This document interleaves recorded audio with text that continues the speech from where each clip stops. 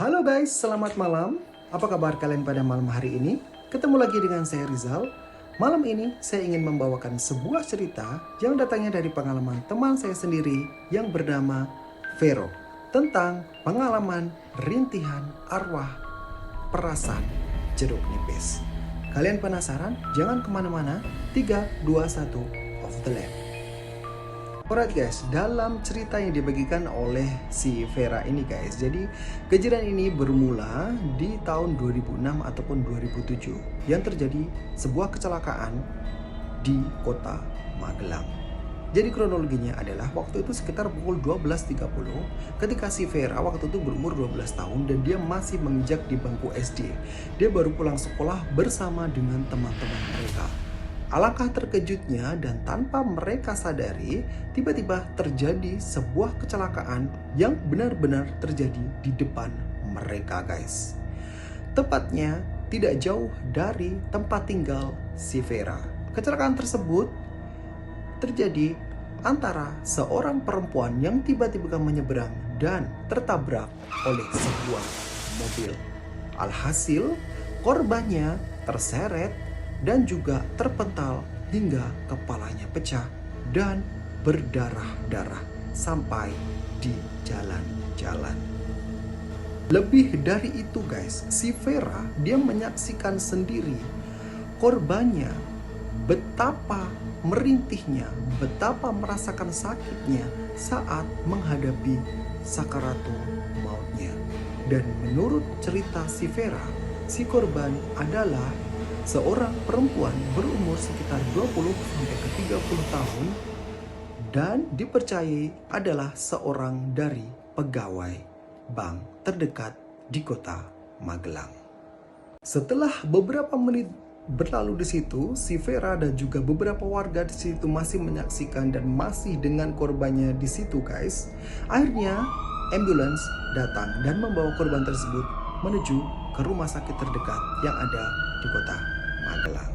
Setelah itu akhirnya warga semua bergotong royong untuk membersihkan tempat kejadian karena saking banyaknya darah dari si korban yang ada di jalan raya guys. Setelah selesai membersihkan beberapa darah yang ada di jalan raya, akhirnya masing-masing dari warga termasuk si Vera tadi menuju ke rumahnya masing-masing.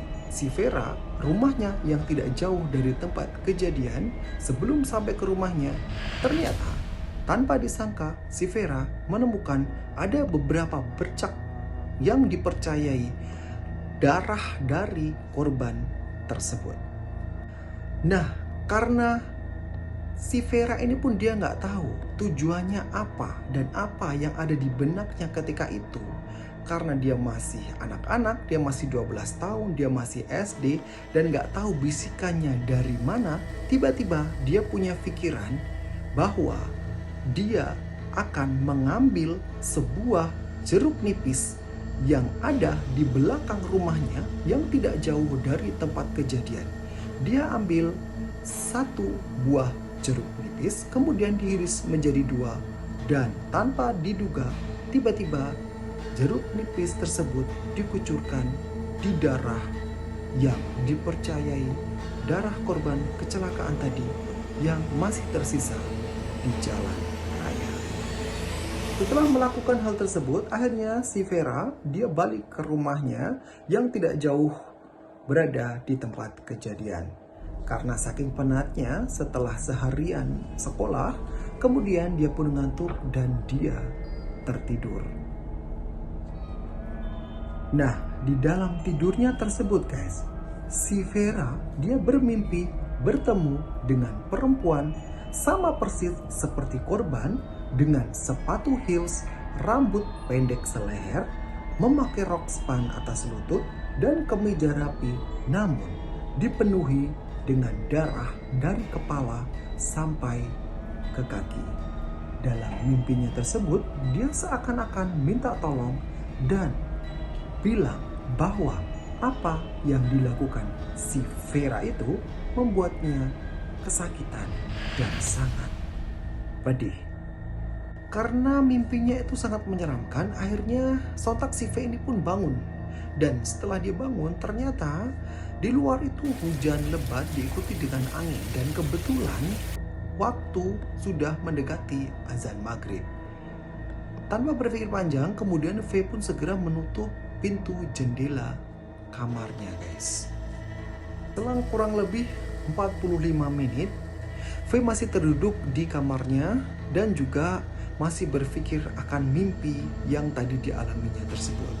Tak lama kemudian, dia mendengar beberapa ketukan yang terdengar dari jendela kamarnya. Karena si Vera ini pun berpikir bahwa ketukan yang didengarnya itu tadi adalah sebuah halusinasi ataupun sekedar orang yang mau iseng aja, dia masih menghiraukannya, guys. Tapi lama-kelamaan ketukan demi ketukan semakin keras dan semakin berlanjut. Dan si Vera, dia semakin penasaran sehingga dia berjalan menuju jendela tersebut dan membuka jendela tersebut. Alangkah terkejutnya apabila jendela tersebut dibuka, ternyata si Vera tidak menemukan apa-apa di luar jendela. Hanya terdengar suara gemercik air hujan dan angin yang masih tertiup sedikit demi sedikit. Tanpa berpikir panjang, kemudian si Vera ini menutup kembali jendelanya tersebut. Dan alangkah terkejutnya ketika si Vera ingin kembali ke kasurnya, dia melihat ada sosok perempuan persis seperti korban yang tadi siang dia lihat, dengan pakaian yang sangat rapi, dengan rambut seleher, dengan rok span, dengan kemeja, dengan muka yang sangat hancur, dengan darah yang penuh dari kepala sampai dengan ke kaki. Kemudian dia berusaha berjalan menuju ke arah si V. Dengan perlahan-lahan dia mengangkat tangan dan juga kakinya seraya sambil mengatakan kepada si V, "Aku kesakitan, aku pedih, aku sakit."